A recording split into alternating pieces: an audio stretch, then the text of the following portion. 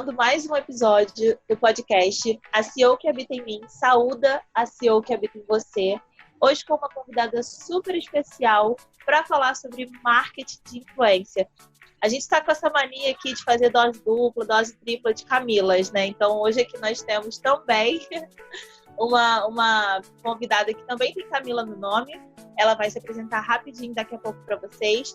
Mas para aproveitar, né, já a minha deixa, para quem não me conhece, eu sou a Cami Santos, fundadora e diretora criativa da Seja CEO. Eu trabalho com marketing de conteúdo há mais de 10 anos. Meu primeiro blog de livros foi criado lá em 2010. Sou mãe da Clara, moro no Rio de Janeiro e sou apaixonada por compartilhar conhecimento com vocês de todos os formatos possíveis. Então, estou muito feliz de vocês estarem aqui nos ouvindo e gostaria que as meninas se apresentassem também. Falem um pouquinho de vocês. Bom, vamos lá. Eu sou a Camila Ruas, eu sou jornalista, trabalho como freelancer e agora estou trabalhando com a Cami na Seja CEO, então com a produção de conteúdo para o blog, para as redes sociais e aqui para o SEOcast também. Bom, eu sou a Mi, eu trabalho com marketing de influência, acho que vai fazer mais de 5 anos já. Então eu comecei com um projeto na internet, falando sobre marketing de influência, trabalhando com influenciadores.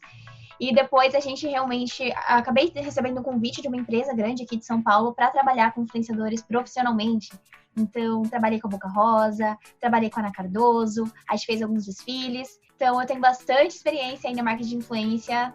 E sejam bem-vindas, CEOs! Legal, Mi! Bom, então eu queria primeiro agradecer a tua presença aqui, muito legal estar conversando um pouco sobre, esclarecendo, né, as dúvidas das pessoas sobre o marketing de influência. Então, para começar, eu queria que tu falasse um pouco, assim, pra gente, afinal, o que é o marketing de influência e quando a gente pode considerar, assim, que ele surgiu? Bom, primeiro, obrigada pelo convite. Mas o marketing de influência, ele é bem mais velho do que as pessoas acreditam. Ele surgiu ainda na década de 90. Ele começou com uma mulher negra, por incrível que pareça. Então, ele era uma mulher negra. Muita gente não sabe dessa história, inclusive. É uma história fantástica. Sim, eu acho que às vezes as pessoas até acham que surgiu por agora, né? Com os influencers famosos aí. Mas a influência, ela é bem, bem antiga. Tanto que algumas pessoas brincam, né? Que o maior influenciador foi Jesus Cristo. A galera tem essa brincadeira, mas o marketing de influência, como a gente conhece, ele surgiu realmente há muitos anos como uma mulher negra. Ela fazia receitas, né? Então, ela acabou, acho que eles venderam, era uma farinha, se eu não me engano. E colocaram a foto dela, né? Na embalagem. E foi assim, foi através disso. Eu li sobre isso. Nossa, é fantástica essa história. Acho que é uma das histórias que eu mais gosto, porque a gente hoje, né, tá pautada nessa conversa sobre o social, sobre a desigualdade, sobre o racismo. E antigamente era muito mais, né, muito mais agravada essa situação, tinha acabado de sair da época da escravidão e realmente a influência começou com uma mulher negra. É engraçado a gente pensar isso. Sim, é muito interessante, porque com tudo que está acontecendo hoje em dia, né, e a gente fala muito sobre representatividade. Com certeza, e é um tema que ele é tão atual e ao mesmo tempo acaba sendo debatido, e eu queria que mais pessoas soubessem dessa história. Sim. Mais mulheres negras se sentissem representadas através da influência, porque vocês foram as pioneiras. É muito louco, né, a gente fazer esse contraponto de quem foi a primeira e do lugar que nós estamos hoje, assim, porque a gente sabe que existe uma diferença, né, de tratamento das empresas para com os influenciadores. Mas isso é assunto para outro dia, para outro tema. Mi, eu queria entender com você, assim, qual que é a sua opinião sobre o poder do marketing de influência para as empresas? Por que as empresas deveriam ter os influenciadores como uma estratégia de marketing padrão, né? Porque às vezes as empresas elas acabam fazendo alguma coisa muito pontual, mas eu acredito que o marketing de influência ele deveria ser algo bem recorrente. Eu queria entender como é que você acha. Eu acho que existem diversos tipos de campanhas de influenciadores e as empresas não valorizam isso. Elas não valorizam o poder que o influenciador que é recorrente numa marca tem. Porque até a gente tem o Paulo Cuenca, a Dani Rossi, que sempre estão falando sobre isso, mas a galera não entende que quando você tem uma presença que acompanha a sua marca desde assim dos primórdios, assim, desde assim, do começo, ele começa a construir uma história com essa marca, o poder dele acaba sendo muito maior, até porque você tem a sua marca associada à imagem daquela pessoa. Então, se você tem um influenciador legal, você fez uma pesquisa bacana, e aí é outro erro que as empresas cometem muito, eles pegam muito pelo tamanho, pelos seguidores, pelo engajamento, e esquecem um pouco desse fit do influenciador com a marca. Então, isso atrapalha muito as campanhas de recorrência. E a empresa acaba falando, não deu certo com esse influenciador, mas na verdade é porque ele escolheu o influenciador errado. Então, existe um influenciador, sim, para ação pontual, que normalmente a gente foca no tamanho, né, no engajamento, na resposta que vai ter, mas existe um influenciador de recorrência, que é um influenciador que vai acompanhar a sua marca, ele precisa ter um fit muito grande com a marca, porque ele acaba sendo o rostinho, ele acaba trazendo um pouco de humanização, de personificação para dentro da sua marca, e, assim, é extremamente poderoso para as empresas. Uma empresa que usou isso durante muito, muito tempo. A Desinchar nasceu desse jeito. Então, a Desinchar era uma empresa que tem todos os Estados Unidos, não funcionou, e ela cresceu, assim, no Brasil, através do Instagram, através do marketing de influência. Ela nunca tinha investido em propagandas na televisão. Aquela marca de esmalte também, a Delos, acho que é Delos que pronuncia, também cresceu dessa maneira. Foi através do Instagram, através de marketing de influência e principalmente recorrência com esses influenciadores. Legal tu falar dos exemplos, porque agora me veio um na cabeça, um que eu vejo muito é a Glambox, que trabalha Nossa, a com... história é incrível. Eles trabalham com bastante influenciadores, né? Porque eu sigo uma menina que é aqui do meu estado e ela também trabalha com eles e eu acho bem legal, porque pelo que eu percebo, eles têm uma gama, assim, de influenciadores bem grande. A Tag de Livros também trabalha, né? O que eu acho Isso interessante também. nas campanhas deles é que, ao invés dos influenciadores fazerem a campanha só dentro das suas próprias redes sociais, eles acabam contratando vídeos para patrocinarem, né? Dos influenciadores falando sobre os produtos, sobre os recebidos, enfim. Então, isso eu acho bem legal também, porque não fica só dentro daquele público dos influenciadores, mas como a Mi falou, ele acaba trazendo o influenciador para ser um representante oficial da marca, né? Vamos dizer assim. E Como falando as embaixadoras. Isso. E falando nisso, Mi, fala um pouco então pra gente qual é a importância disso pro consumidor, né? A gente sabe a importância da empresa, mas pro consumidor, como que tu acha que é importante ter, observar, né, influenciadores assim trabalhando para as empresas e a comunicação que isso gera do empresa com o consumidor? As empresas têm muita dificuldade em conversar com o consumidor final, então o influenciador ele acaba fazendo essa ponte, porque ele está acostumado a lidar com pessoas. Ele é nada mais, nada menos do que um porta-voz de uma comunidade. Então, é a representatividade, em primeiro lugar, por isso que é legal você ter influenciadores diversos e que tenham realmente um fit com a sua marca, porque isso vai gerar identificação. É representatividade, identificação e, de fato, gerar essa conversa, porque as marcas têm muita dificuldade e não são especialistas nisso. Não é um lugar de fala que é delas. O influenciador acaba trazendo a marca para dentro de uma comunidade, para dentro de uma conversa, mas que não necessariamente ali é o lugar em que ela nasceu. Existem hoje algumas empresas, né, cada vez mais, que são nativas digitais e que nasceram com um propósito, nasceram com uma bandeira, nasceram dentro de uma conversa de uma comunidade. Mas se a gente pensar nas marcas que nasceram antes e que, enfim, a maioria das marcas, né, nasceram pelos motivos convencionais de financeiro e tudo mais, elas precisam sim estar inseridas também dentro dessa conversa, estar contribuindo com a comunidade. E esse é o papel do influenciador, é trazer a marca para mais próximo das pessoas. Quem faz isso muito bem e muito legal é a Netflix. A Netflix está sempre dentro das conversas e ela usa muito o marketing de influência para isso. Muito. Sim, é muito E, Mia, bacana. é legal que também traz uma assim, humanização, né, para dentro da comunicação.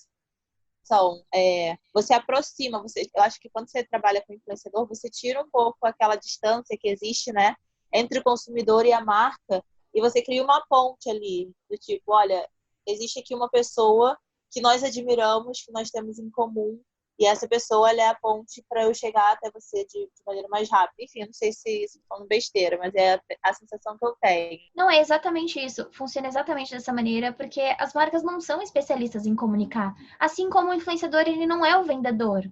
O influenciador, Sim. ele é um porta-voz. Então, essa é a melhor função dele. E é o que as marcas menos utilizam. Elas querem o influenciador como um vendedor. E acabam não pensando nessa recorrência, na importância da fala desse influenciador. Então, ficam aqueles públicos muito soltos, que não tem verdade nenhuma, que não tem conversa, não tem uma comunidade, não tem movimento. Não tem conexão, né, com aquilo, nem com o que a marca está propondo, nem com o que o influenciador normalmente faria de forma natural, né, de forma orgânica. É muito curioso a gente pensar sobre isso. Falando um pouco assim, né, trazendo mais para esse lado dos influenciadores, o que eu vejo, né, o que eu sinto, porque eu também trabalho enquanto influenciadora. Eu sinto que falta muito preparo, né? Não só das marcas que têm recursos para promover o conhecimento, para promover, assim, por exemplo, cursos, palestras de como eles gostariam que os influenciadores trabalhassem, e também falta de preparo aqui do outro lado dos influenciadores para chegar até as marcas, para entender o seu valor, porque o mercado ele acaba sendo muito aberto, né? Como a gente não tem regulamentação, é uma profissão muito nova, as coisas ainda são muito confusas. E aí eu queria entender, assim, o que você acha, na sua opinião, que diferencia um influenciador do outro? Você acha que essa questão da falta de preparo, ela é muito grave ou ela é ou ela dá para ser relevada? O que você acha? Essa falta de preparação, na verdade, ela é extremamente grave porque prejudica o próprio influenciador e prejudica o próprio mercado. Tanto Sim. é que, como você falou, não tem regularização. Na Inglaterra, eles acabaram de criar um sindicato para influenciadores. Ai, que demais. Nossa, que incrível. Eles se reuniram para criar um sindicato. Por enquanto, só funciona à base de convite, né? Você só consegue participar se for convidado. Como é novo, né? Eles estão testando ainda. Mas é uma coisa que eles prometem que vão tentar igualar os preços, igualar os ganhos. Então, sem isso, tipo, duas pessoas do mesmo tamanho, uma ganhar 200 mil, a outra ganhar R$200. Essa disparidade que é muito grande, existe muito forte dentro do marketing de influência. É insano, né? Muito, é muito insano. Até porque alguns influenciadores não sabem se valorizar, eles não sabem o valor que eles mesmos possuem. Isso é muito complicado.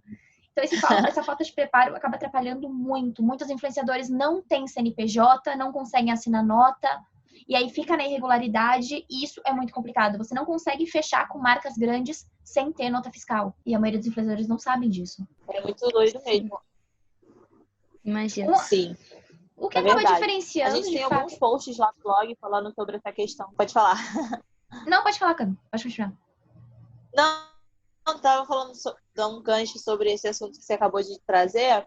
A gente tem alguns posts lá no blog, né, falando sobre essa questão de quanto cobrar por publi no blog, quanto cobrar no Instagram e etc. Mas vira e mexe, tem pessoas entrando em contato comigo aqui no Instagram, querendo perguntar, né? Eu não sei como cobrar. Isso porque o post ele tá super esmiuçadinho, assim, ele tá super detalhado. Mas elas ainda se sentem muito inseguras nessa questão de colocar o seu preço. E uma coisa que eu até falei numa live na semana passada é que a gente avalia o preço de uma forma muito tangível, né? Tipo, qual é o custo? Tipo, quando a gente faz produto físico, é mais fácil a gente saber quanto custa cada peça. Mas quando é serviço digital, fica um pouco mais difícil, né? Da gente tangibilizar aquele valor. E a gente esquece de contar uma coisa que é super importante, que é a nossa hora. Que talvez dentro de tudo que a gente coloque como custo seja uma das coisas mais importantes, né?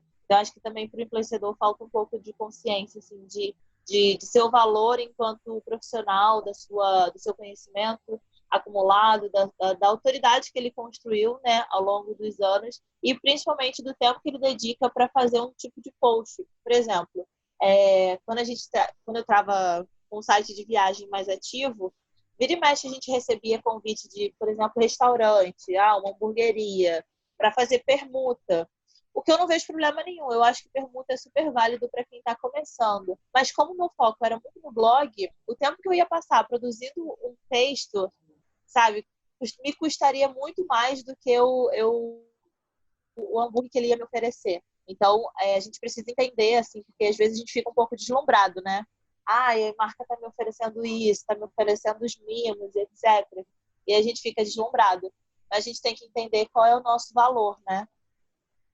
Com certeza. É que o mercado da influência digital, para muitas pessoas, começou como uma brincadeira. Então, a galera esqueceu que você precisa dar um passo além, até para você ser valorizado pelas marcas. A forma como eu trabalhei em empresa, né, com isso, então a gente trabalhava numa empresa de influenciadores, a forma como o influenciador se apresentava para a marca fazia total diferença. E era assim, uma simples apresentação, às vezes era um texto, às vezes era um media kit feito de uma forma diferente. Isso fazia total a diferença. E não é uma coisa que os influenciadores acabam dedicando tempo. Então, eles acabam até se desvalorizando perante as marcas. A gente costuma dizer que os influenciadores que trabalham com recebidos acabam sim desvalorizando o seu trabalho, porque a marca pensa, por que eu vou pagar se ele faz de graça? E aí ele fica só, mas é só um storyzinho, mas é só um postzinho, que a gente sabe que não é, mas as marcas elas não entendem e muitas não estão nem querendo entender. Se ela pode pegar de graça, por que ela vai pagar? Então, um influenciador até acaba atrapalhando o outro. E a gente vê como a falta de uma regularização, né, faz falta nesse sentido. Ao mesmo tempo, muita gente não quer que regularize justamente por conta disso. É, É né? engraçado pensar. É engraçado porque cada um tem uma opinião e acaba sendo super necessário essa regulamentação. Até por questão Sim, de valores. sim, sem dúvida, porque é uma profissão, né? Não tem como não negar que não é uma profissão. E se regulamentar, ela também vai ficar muito melhor, porque também existem muitos, não são influenciadores, são pessoas com acúmulo de audiência que não Sim, têm nada a oferecer. exato. São pessoas até que irresponsáveis. Nossa, sim, muito. Eu também percebo isso. Mi, eu queria que tu falasse um pouco sobre o nicho do influencer. Tu acha que ele tá saturado? Porque eu acho que eu vejo muita gente ainda falando hoje em dia, já tem muito blogueirinho, muito influencer, muita gente grande que tem muita dificuldade de começar hoje em dia com isso. Mas o que que tu acha? Tu acha que o mercado tá saturado ou tu acha que tem muito ainda a se descobrir? Ainda tem muito a se descobrir. Muito, muito, muito. Porque o que acontece? Todos nós, assim, individualmente, mesmo no offline, somos influenciadores. Na internet, isso se multiplica. Então, seu alcance fica muito maior e sempre tem espaço para quem tem alguma coisa útil para estar falando. Tanto que os influenciadores mais velhos agora estão sentindo mais dificuldade, porque nem todos eles, então não são todos, que tinham algo de fato para oferecer. A maioria só acabou ficando famosa por causa que o Instagram começou aquele negócio de foto bonita, viagem. Sim, sim. E nessa onda, mas a pessoa não tem nada para oferecer. Então, quem tem algo a oferecer sempre vai ter espaço, sempre, porque sempre tem alguém querendo aprender, sempre tem alguém querendo acompanhar. É muito isso, né? E as pessoas são únicas, né? Tem gente que vai se identificar, mas tem gente que pode não se identificar ou não gostar. E eu também acho que percebo isso, assim, que eu acho que tem muito ainda a ser explorado e muitos estilos e personalidades, né, a serem exploradas ainda. Com certeza, porque às vezes você fala do nicho que vai, ciclano fala, mas ele não fala da forma que você. Às vezes ele não tem o mesmo ponto de vista, a mesma vivência, a mesma história, e é isso que vai conectar com a pessoa, é isso que o influenciador é. Sim, sem dúvidas. E Mi, para quem está começando, quais as dicas principais que você daria? Acho que a primeira dica e acho que mais importante é ter um bom perfil. Um perfil que ele pareça de fato profissional. A gente sabe que a influência ela é alguma coisa que é muito humana, mas também precisa ter um pouco de profissionalização, então ele precisa ter uma certa apresentação para a pessoa que está chegando, para a marca, isso é muito importante. Ter o seu valor bem definido e um Media Kit. O Media Kit faz totalmente a diferença, ele muda tudo.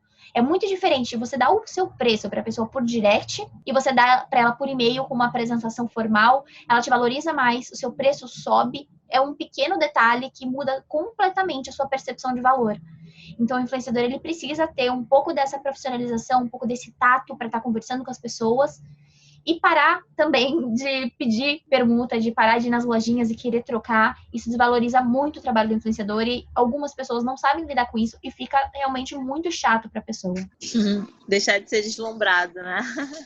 Com certeza, porque é uma profissão. E se a pessoa quiser levar isso como uma profissão e não como um hobby, então ela precisa se dedicar, ela vai precisar estudar, ela vai precisar investir.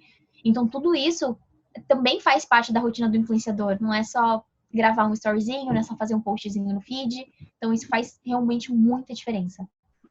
Sim, e se valorizar mesmo, né? Falando ainda sobre essa questão, a minha tia, né, ela viu uma loja, tipo, falando assim, se você quer fazer uma parceria com a gente, entre em contato, manda seu Media Kit pro nosso e-mail, uma loja de imóveis. Aí ela me mandou, Kika, me manda para você, vai que você faz parceria com eles, etc. Eu falei, vou mandar, né? Não custa nada, eles estão pedindo Media Kit, então eles sabem o que eles estão fazendo, né? Tipo, tô oferecendo uma coisinha de nada. E beleza, e mandei. E aí a menina veio, né, falando sobre isso, que eles estavam oferecendo um desconto e etc e tal. Isso rola muito no nicho de viagem, assim. Quando você viaja para tal lugar, e aí a pessoa quer só te oferecer um desconto ao invés de te oferecer a diária ou pagar para você ir até lá produzir o conteúdo, né? Isso está muito ligado com essa desvalorização mesmo do influenciador.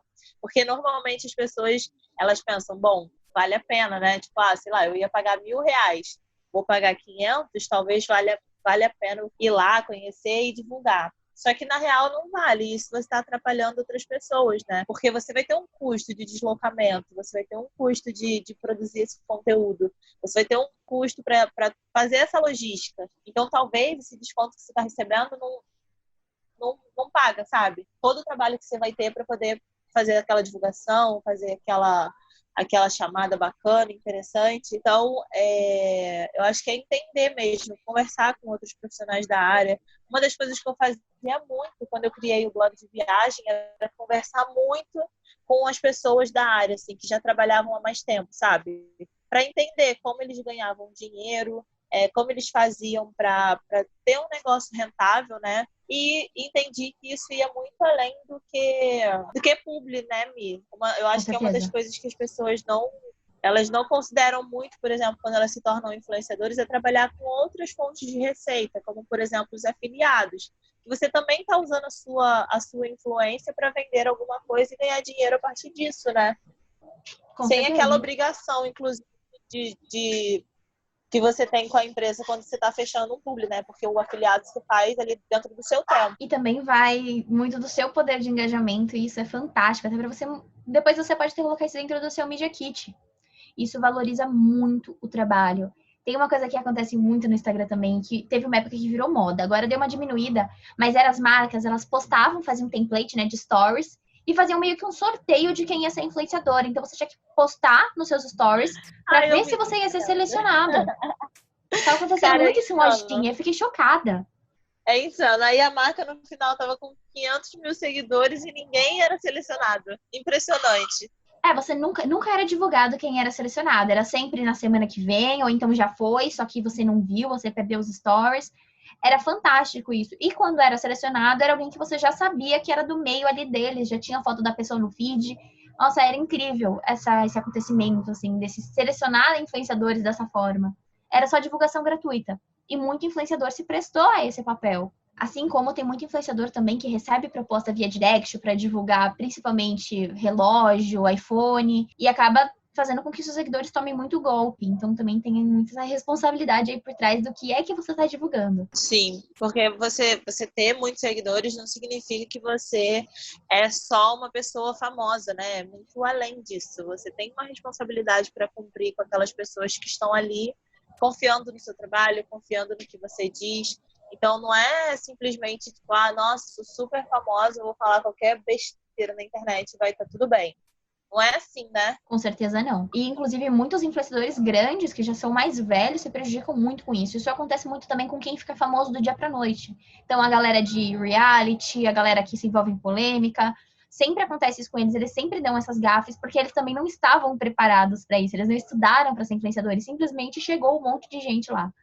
Então, também é uma preparação que é necessária e acontece muito, principalmente dessa responsabilidade com produtos. Com ideias também, mas essa moda só começou agora, da galera realmente, tipo assim, querer conteúdo do influenciador, de se preocupar com o que ele tá dizendo, com o que ele tá se posicionando. Antigamente era menos comum, mas com certeza a gente vai ver muitos cancelamentos aí pela frente. Muitos. E Mi, pra gente finalizar, me veio uma pergunta aqui na mente. Você deu aí algumas dicas de como as pessoas podem começar, né, a se tornarem influenciadores, mas seria legal a gente falar um pouquinho para as marcas, né, já que a gente trabalha também com muitas empreendedoras. Como que as marcas elas podem escolher o influenciador certo para as suas campanhas? Olha, principalmente para as pequenas marcas, para as grandes marcas eu falo daqui a pouco, mas para as pequenas marcas, as pequenas empreendedoras, escolham pessoas que inspirem vocês como seres humanos mesmo, que tenham os mesmos valores que a marca de vocês. Então, será que ela trabalha realmente do jeito que você trabalharia? Será que ela atende o seu cliente da forma como você atenderia? Ela usa o tipo de produto que você trabalha? Isso é muito importante, porque existem muitas empreendedoras também que contratam influenciadores que, vestem completamente roupas diferentes, têm um estilo de vida diferente. Então, sempre assim, pensa, de verdade, essa influenciadora, ela compraria de mim? Eu acho que essa é a principal pergunta, porque se você, assim, pensar, o influenciador não compraria de mim, ele não usaria esse meu produto. Então, como ele vai convencer alguém a usar? Se ele não usaria. Então, eu acho que essa é a principal pergunta, principalmente para quem é pequena empreendedora, porque vocês também vão contratar pequenos influenciadores, muito raramente vão investir numa Nina Secrets, nessa galera que é bem grande, que acaba sendo bem caro também. Invista em influenciadores menores, é uma dica assim, fundamental tanto para empresas grandes quanto para empresas pequenas, porque os pequenos influenciadores têm muito mais poder do que os grandes, eles têm muito mais conversão, eles têm muito mais engajamento e têm muito mais humanização. Você vê a pequena influenciadora como muito mais um ser humano, você se conecta muito mais com ela do que com um grande influenciador que é quase uma celebridade. Você não se conecta com aquela pessoa. É muito difícil. Então, o engajamento daquele pequeno ele sempre vai ser maior. Em questão de alcance, ele tem menos, mas de engajamento e de conversão para sua marca, de pessoas apaixonadas, é muito maior. É muito mais fácil conseguir entrar dentro de uma conversa e conseguir fãs, pessoas apaixonadas pela sua marca dessa forma. Meninas, queria agradecer a disponibilidade de vocês. Mi, você é incrível, você sabe que eu adoro conversar com você.